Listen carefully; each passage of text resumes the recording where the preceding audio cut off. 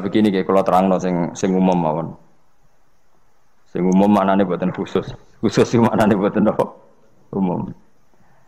Pertama dimulai dari Yasin. Ya. Saya berkali-kali ngomong Yasin itu mufassir itu ada yang cari aman. Ya, cari aman itu pokoknya sing gak resiko. Ngendikane biasanya Allahu a'lamu bi muradihi bidzalik. Gampangane muni wallahu napa? Alam. Karena awailu suwar kados Yasin, Hamim, Qaf itu termasuk asrarul Quran, sesuatu yang dianggap rahasiane napa? Rahasiane Allah atau rahasiane Quran. Tapi itu mufassir yang cari awal, cari aman. Tapi saya berkali-kali ngematur sebetulnya ada solusinya yaitu istiqmal. Berkali-kali kita kalau baca tiba napa? Salatullah salamullah ala toha rasulillah salatullah salamullah ala yasin habibillah. Jadi antara disiplin ikhtiyat, saya ulang lagi ya, antara disiplin ikhtiyat kehati-hatian itu tidak bisa menafikan istiqmalul ulama, penggunaan apa? Ulama. Ulama menggunakan Yasin untuk Rasulullah, sehingga settingnya berarti begini, Yasin ya Muhammad, ya, saya ulang lagi, Yasin ya Muhammad, demi Quran yang bijak, innaka ya Muhammad laminal mursalin. Jadi secara istiqmal itu sudah sambung, Muhammad kamu sungguh termasuk orang yang menjadi Rasul. Normal betul? Normal, sama dengan Toha ma anzalna alaikal qur'ana litasqa. Toha ya Muhammad, saya tidak nurunkan Quran ke kamu litasqa, supaya kamu celaka. Jadi dari istiqmalnya kalimat, juga settingnya, juga siakul kalam menunjukkan bahwa Toha dan Yasin maknanya adalah ya Muhammad, no? Muhammad. Kemudian karena ini tidak ada kepastian secara sanad, juga ulama ingin Quran tetap ada mutasyabihat yang tahu hanya Allah. Kemudian tetap banyak ulama yang ngambil jalur ikhtiyat menafsirin apa? Allahu a'lamu bi muradihi bidzalik. Makanya kalau matur ikhtiyat jangan merubah istiqmal, istiqmal juga jangan merubah apa? Ikhtiyat. Sehingga kita tetap saja apa? Muni salatullah salamullah ala toha Rasulillah salatullah salamullah ala yasin habibillah. Terus mazhab ketiga begini cara berpikir. Jadi muqtata'atul huruf, potongan-potongan huruf itu andekan Anda orang Arab dan hidup saat itu. Saya ulang lagi ya. Muqtata'atul huruf, potongan-potongan huruf itu andekan Anda orang Arab dan hidup saat itu, maka tahu maknanya. Tahu maknanya itu ngerti sing dikarepno, senajan to lara detaile. Misalnya kita dalam bahasa Indonesia sering ngomong gini, kemudian mubalek tadi atau Pak Guru menerangkan A, B, C, D, A sampai Z. Kita tahu A sampai Z itu nggak ada mananya, kalimat A sampai Z itu nggak tahu mananya. Tapi kita tahu bahwa yang cerita tadi mau ngomong bahwa sang mubalek tadi menceritakan detail, apa? Detail. Jadi misalnya saya tadi dilapori seorang suami istri yang konflik dengan istrinya. Dia ngomong buruknya istrinya A sampai Z. Mananya apa? Cerita buruknya istrinya detail. Meskipun A sampai Z itu satu potongan huruf yang tidak ada maknanya. Ya seperti itu kira-kira Yasin, Hamim, Ain, Sin, Qaf. Jadi kira-kira inilah Quran. Itu dugaan ulama. Lah kepentingannya ulama hanya satu, jangan sampai ada orang yang protes kalau Quran untuk memahamkan orang, kenapa ada huruf-huruf yang tidak memahamkan? Sehingga ulama di kepentingan, tentu kepentingan yang baik, supaya ada analogi. Analogi itu kiasan bahwa seperti itu mungkin. Kayak kita ngomong tadi, saya punya teman cerita istrinya A sampai Z. Itu maknanya apa? Cerita detail. Sementara A sampai Z ya tetap potongan huruf yang tidak ada maknanya. Jelas ya? Jelas tenan to. Ojo kok pepeh kowe malas berpikir terus Yasin Allahu a'lam ora roh. Lan aku yo ora roh ya gak Yasin tok, sak teruse yo ora roh. Paham? Gayamu ora roh Yasin tok. Kalau Yasin banyak Allah yang tahu. Memangnya kowe roh liyane Yasin. Ya saya tak bedheki ayo. Wakilal yawmanan sakum kama nasitum liqa ayyamikum hadza artine kan. Kan ya padha ngene wa alam. Anak gue super wa alam. Ora kudu apa? Yasin. Oh, modelnya ku nak goblok untuk justifikasi, modelnya untuk. Tunggal nasibnya orang gak ada yang tahu. Ya masuk gue tak takoki halal haram juga roh. Nek potongan roh wis bakat napa? Bakat. Saya ulang lagi ya, jadi pentingnya ya di Yasin, Toha. Tapi kalau siakul kalamnya itu tentang Rasulullah, yaitu tadi Yasin dan Toha, tentu saya milih Kanjeng Nabi. Karena terusannya innaka laminal mursalin dan dalam Toha ma anzalna alaikal Qur'ana litasqa. Terus keempat, tadi saya sudah mengatakan 3 ya. Bariki pokoknya ngalim keren tenan. Keempat, ben sampeyan sing di pondok ke darani murid temalim, senajan to kopi paste pokoknya mbembo alim. Keempat kemungkinannya begini. Bahasa Arab itu kan ada abajadun hawazun khatoyakun. Lamun ini siapa lagi? Ayo jajal abajadun hawazun khatoyakun lamanun sa'afasun korosun tasahuda. Kowe cek hafal. Banyak A berapa? Pirohen? Ji. Sing dukun kan abajadun terus ditulis ning haikal. Iku nak rambut keriting langsung lurus kan. Terus apa? A biro 1 ba 2. Ayo terus no 0102 terus. Abaja. Gak terus nak tok berarti bro. Abajadun hawazun abajadun hawazun hato. To berarti 9. Ya, hato ya 10 ya. Kun 20. Terus singhal ya hato ya kun anun sa'ab abajadun berarti berapa? 4 ya? Abajadun 5 ini apa? Berarti mau berapa? Tok songo ya? Tok songo 5 leres gitu kok mamang lho Mustafa mesti menang bab itu-hitungan dia menang dan aku tawakal langsung gelem dan berarti tok itu songo ya? 5 berarti berapa? 14. Sehingga 14 itu cara ilmu falak dianggap ibaratun anil badri napa? Mergo wayahe napa? Bulan purnama. Bulan purnama itu kan 14, 15, 16. Jadi awalul badri sing kecelo ayamul bid iku piro? Nek umumnya sing poso bid itu 13 apa 14? 13 ya. Tapi sing karuan 14 iku.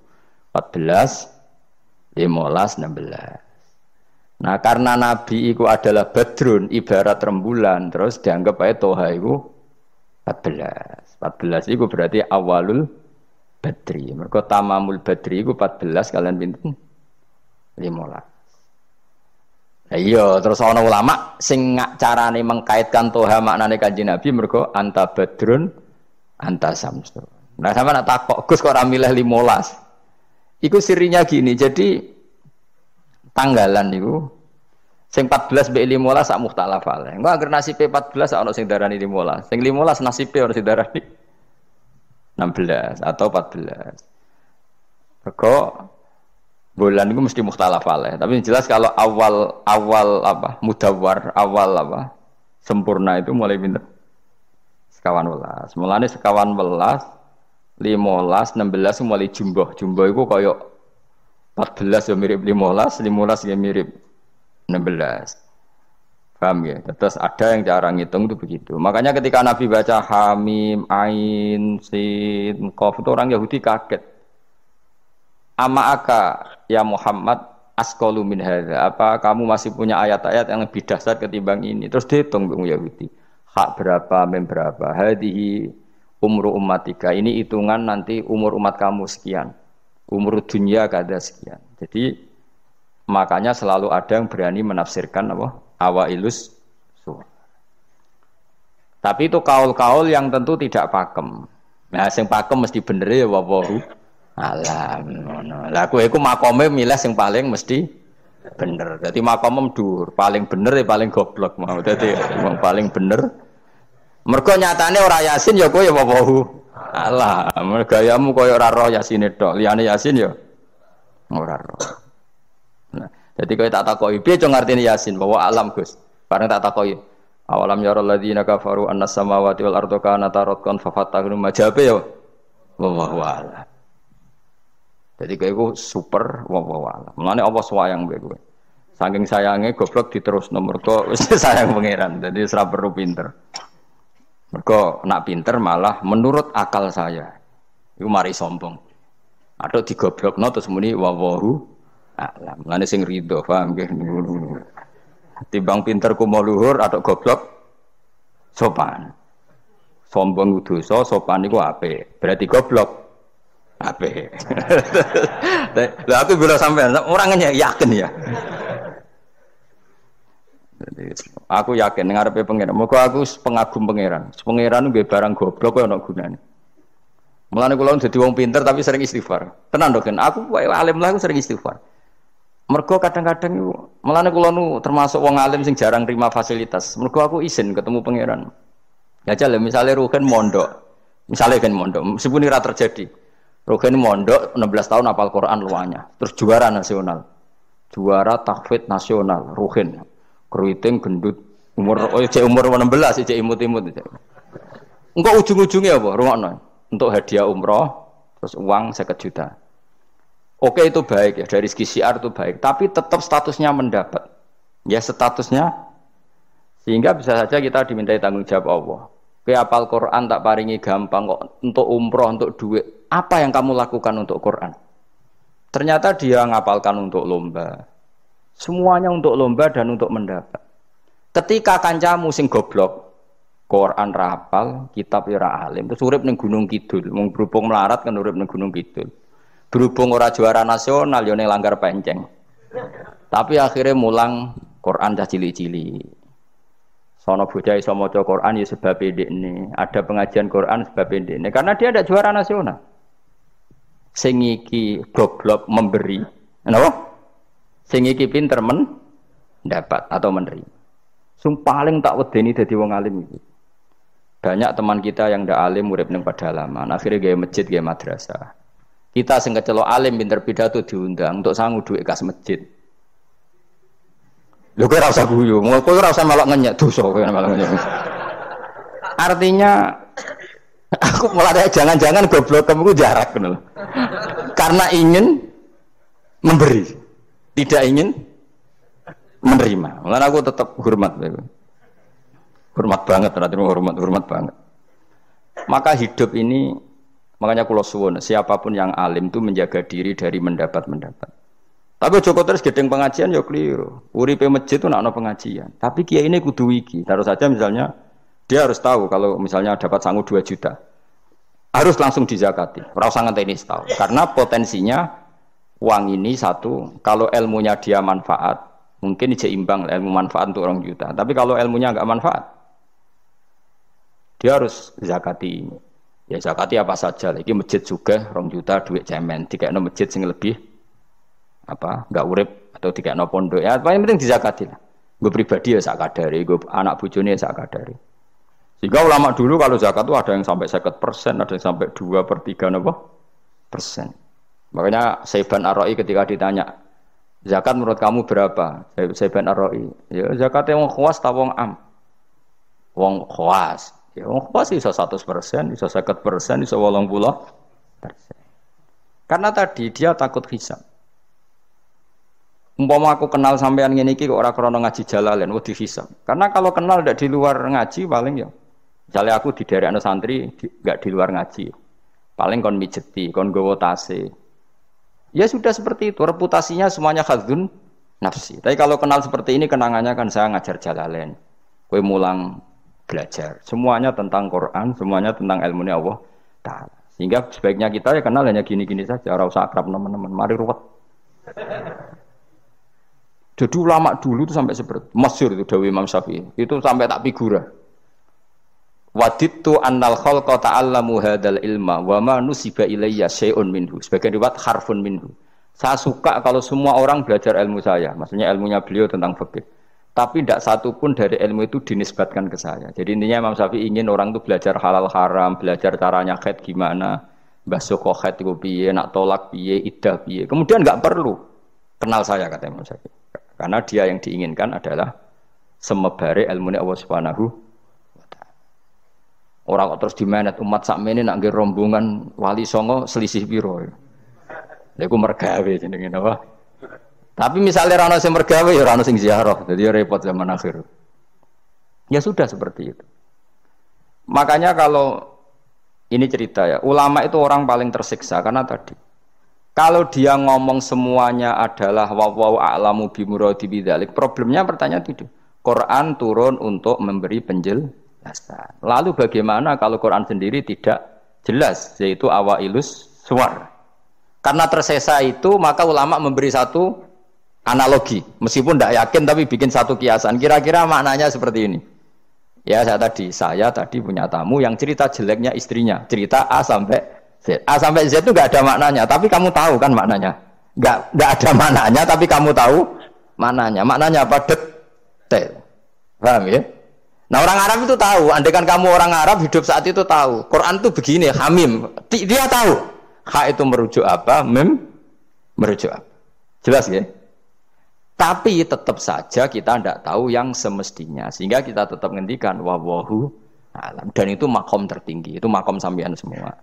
Lah saya milih makom sing dek-dekan, mulane nerangno mau iku makom dek napa? Dek sing makom dhuwur napa? Wallahu alam. Sampean milih makom dhuwur tapi gak manfaat. Kula milih makom dek tapi napa? Manfaat. Kayak tawakal itu makom paling dhuwur, tapi akhirnya nganggur, klunak-klunuk ning omah. Sing ora tawakal do mergawe duwe karyawan manfaati wong akeh. Ki milih ndi? Jare kancaku, sakjane ora tawakal. Angger gak di toko ora nganggur dhewe. Cuma wong kiai ora ada alasan dadi nganggure, alasane apa?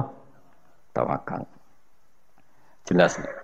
Mohon jadi jelas. Jadi ulama itu orang paling tersiksa dalam menganalisis seperti itu. Kalau bilang enggak memahamkan padahal Quran sendiri motivasinya atau tujuannya memahamkan. Sementara kalau faham betul, nyatanya Quran ada ayat mutasyabihat. Jadi saya setengah-tengah ngerti polanya, tapi tidak ngerti detailnya. Apa? Ngerti polanya, tapi tidak ngerti detailnya.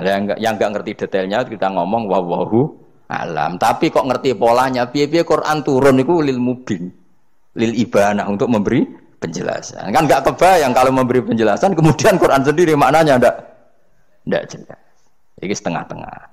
Piye-piye Quran walaqad yassarnal Qur'ana lidzikri fahal mim muddakir. Sehingga ulama mulai dulu tetap ngendikan kalau maknanya Yasin Kanjeng Nabi mergo urutane ya urut tenan. Yasin ya Muhammad, misalnya wal Qur'anil Hakim innaka ya Muhammad laminal, kan sambung mboten? Sambung kan? Coba Yasin ganti makna ya Muhammad. Wahai Muhammad, demi Quran yang agung kamu adalah laminal mursalin. Sambung mboten? Toha misalnya, Toha ya Muhammad ma anzalna alaikal Qur'ana ditasqa. Sambung mboten? Sambung. Makanya mulai dulu ulama berani sholatullah salamullah ala Toha Rasulillah sholatullah salamullah ala Yasin Habibillah. Sekarang kamu pakai makna sing makome sampean tadi, makom wallahu alam. Berarti gini, sholatullah ala Toha ala wallahu alam. Sholatullah salamullah ala wallahu alam. Lho kok sawangane kok kemilah goblok malah pinter. Apa ora milah wis dadi. Lah ya makanya kita warai. Jadi ndak semua ulama cara pandang seperti itu. Jadi tengah-tengah. Ya napa? Tengah-tengah. Jadi detailnya wallahu alam tapi tetap kita tahu pola. Nyala caranya ngerti gimana? Saya Nawawi Banten ngikuti guru-gurunya termasuk cara pandang gitu. Kenapa kita ngartikan Toha ya Muhammad? Anggap aja tok tadi berapa? 9 ya. Ya 5. Itu sudah awal Lailatul Badri karena bulan mulai seriku tanggal pinten? 14. Lah kok takok, kenapa enggak tanggal 15? Nabi dhewe iku yo ngalami dari 14, 15. Sehingga ada awalun nubuwah, ada tamamun nubuwah. Sehingga kita ngambil dari 14. Ya itu kan ya sambung terus gampang. Tapi aja terus nak ngono terus Yasin mbok hitungi kabeh nganggo abjadun yo keliru. Ya seperti itu pun kita butuh sanad. Ya saya ulang lagi seperti itu pun kita butuh apa? sanad dan sanad saya sampai para guru-guru kita sebagian itu memang mengartikan Yasin itu Muhammad kayak tadi sholatullah salamullah ala toha Rasulillah sholatullah salamullah ala Yasin Habibillah. Coba kalau sampean apa nggak bermaknani Kanjeng Nabi, jadi sholatullah salamullah ala toha ala wallahu a'lam bareng wa alam mbok sifati Rasulillah kan aneh. Jadi utusannya Allah iku wonge wallahu a'lam. Kasus gak? Oh kasus. Oh kriminal besar penjara tenan. Jelas ya? Jelas ya? Nah, jelas pinter berarti. Soalnya ngaji kamu pinter. Sesuk ora usah mangkat wis pinter, no? Benar. Nah, inti dari cerita Yasin itu begini, Allah menceritakan pada kekasihnya yaitu Kanjeng Nabi Muhammad sallallahu alaihi wasallam bahwa di antara metode dakwah itu kirim utusan. Ya saya ulang lagi. Dulu Rasul itu di ibu kota kan ya. Rasul semua itu yang Rasul betul. Rasul itu ada dua, ada Rasul yang diutus Allah langsung yang jenenge Rasulullah, napa? Ada Rasul delegasi, kayak sini Mursalun yang di surat Yasin itu Rusulu Isa. Jadi tidak langsung dapat mandat dari Allah tapi dari Nabi Isa. Yang Isa ini namanya Rasulullah, siapa? Lah yang utusannya Isa jenenge Al-Mursalun tapi Rusulu Isa. Jadi utusannya Nabi itu menunjukkan ini makanya kita sering kecolongan gara-gara itu. Sekarang tuh banyak kiai sentral yang nggak punya ustadz ya atau kiai binaan di kampung-kampung. Makanya sekarang banyak kecolongan, banyak orang alim di daerahnya tapi dia istilahnya sekarang di Menara Gading. Tahu-tahu di kampung-kampung pedalamannya diserang aliran sing aneh-aneh. Karena ini tidak punya utusan untuk meluruskan ahli sunnah apa? Harusnya enggak seperti itu. Jadi ada Rasul sentral, ada yang didelegasikan ke kampung-kampung tertinggal. Anggap aja niru Nabi sinten Isa. Kayak Rasulullah juga gitu, beliau di Madinah, tapi Sayyidina Ali Mu'ad disuruh ke Yaman. Kita tahu kan? Mu'ad, Abu Musa al-Asy'ari, Sayyidina Ali disuruh ke mana? Yaman. Dan semuanya dapat tugas apa? Basyiru wala tunaffiru. Napa? Basyir apa? Yassiru wala tu'assiru, basyiru wala tunaffiru. Cung nak dakwah gawe gampang aja gawe angel. Saiki dakwah kan digawe angel. Apa nerangno ilmu kok ana podium regane 3 juta. Sound system entek 3 juta. Lha nerangno ilmu ora jelas manfaate kok cek akeh biayane. Aku mulang jalalane 200.000 bontek ora acara bengi iki. Pokok ilmu digawe gampang. Apa nerangno ilmu cek repote. Tapi ra nyindir biasa wae ora usah tersinggung. Apa nerangno ae. Lho tapi nak niati siar ki monggo, tapi aja niati ngaji ora kasil. Niati ngaji wis ngene iki, butuh ngaji wis. Saya berkali-kali ngaji ya seperti ini.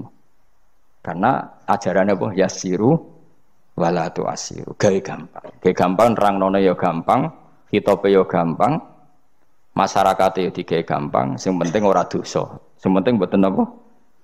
Riyen Kanjeng Nabi pengen ngaji kadang sahabat ya jek do turu nang masjid. Kadang Nabi nak kesuwen mbek ngenteni ya turu. Aku pengen nyontoh Nabi selawatan kok dinyak kubu sebelah. Mana ada dalilnya kalau sebelum sholat pujian. Kok ditakoki hadisnya malah repot kabeh. Tapi nak ana wong muni Nabi kok ora dinteni sahabat ning masjid ku keliru. Dhisik sahabat do ngenteni Nabi. Tapi aku ora roh, iku pujian ta ora ya ora roh. Aku ora direkamane. Lah iki senane takok. Ada hadisnya enggak?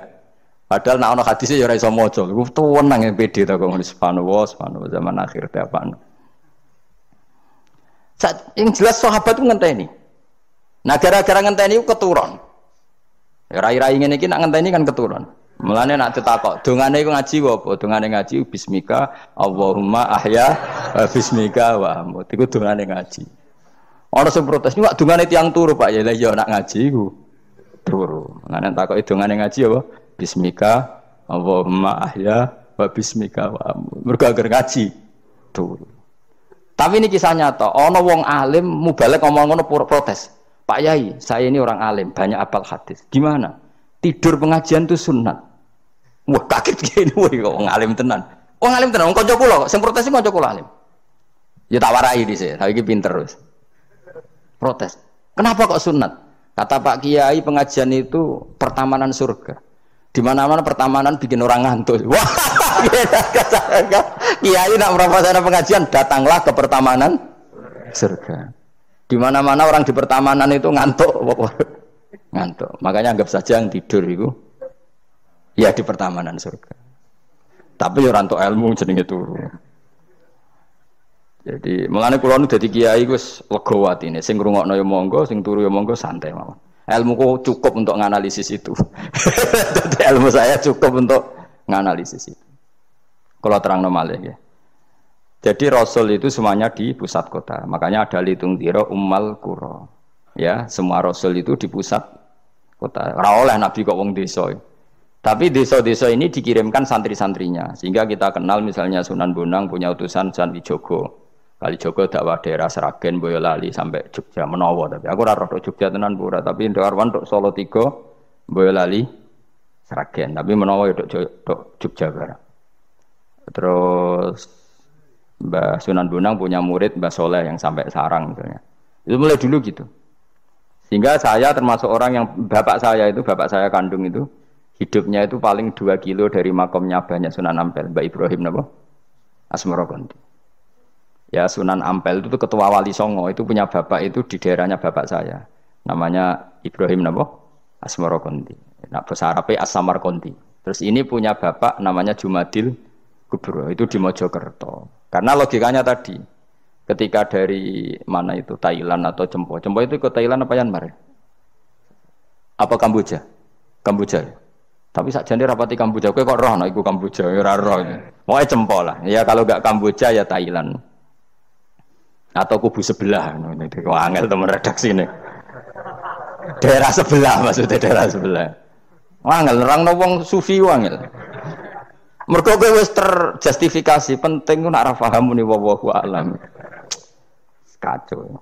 Gayane sopan tapi itu pelemparan tanggung jawab. Nah, dugaannya para sejarawan, saya termasuk yakin yang versi ini kan beberapa sejarawan itu kan macam-macam. Ono sing nulis buku profesi, biasanya rapati paham. Umpamanya nulis iku profesi bentuk royalti. Ono sing kiai alim paham sejarah tapi mau nulis wedi ra ikhlas. Biasane nulis iku rada golek dhuwit. Ana sing ora nulis ya ora paham koyo kowe, penting seneng kiai. Iku makome ya dhuwur. Penting seneng kiai. Nah, keyakinannya banyak kiai itu Sunan Ampel itu lahirnya di Cempa. Jadi dibawa ke Tuban itu sudah ada. Sama beberapa ibu putri Cempa. Karena Tuban itu pelabuhan, kan dulu kan enggak ada akses kecuali apa? Pelabuhan. Maka turun di Tuban, ya di desanya bapak saya. Makanya keluarga besar saya itu dulu ya masih keren lah secara silsilah. Nah, maksudnya intisab ya, entah intisab gen maupun intisab apa? Belajar. Ya. Intisab ada 2, ada gen, ada apa? Belajar. Nah, sama intisab nasab maupun intisab sabab. Ini penting saya utarakan. Sehingga orang yang tidak nasab pun untuk barokah Kanjeng Nabi Muhammad sallallahu alaihi wasallam, yaitu tadi karena kullu nasabin wasababin mungqatiun yaumal qiyamah illa nasabi wasababi. Jadi wong sing wis gagal nasab ngene iki iku iso intisab Nabi lewat nasab sebab, yaiku napa warasatul ilm apa? Warasatul ilm. Jadi kowe sekali ra alim wis taqabbalallahu minna minkum taqabbal ya karim. Habib ora, ye ora, Gus ora, alim ora, sapa? Muhibbin, pecinta, penggemar. Kayak slang itu kayak ono penggemar itu. Nah, karena bapaknya Ibrahim Asmara Konti itu wali itu kan ya orang alim. Makanya dia ke Mojokerto. Karena tradisinya wali itu ngikuti Nabi. Syaratnya Nabi dakwah itu di pusat kota. Zaman itu pusat kota Nusantara kan Mojokerto. Karena di situ ada apa? Majapahit. Jadi secara logika masuk akal kalau Mbah Jumadil Kubro itu makomnya di Mojokerto. Karena untuk mencari pusat kota. Paham ya? Jadi ini saya setuju dengan versi itu karena coro hitungan-hitungan alim itu masuk akal. Paham apa?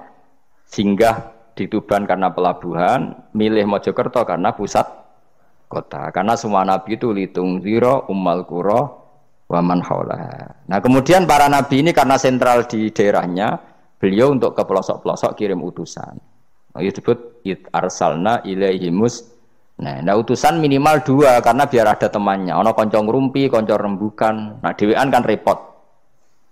Nah, 2 ini kemudian ditambahkan 1. Fa'azzazna bisale.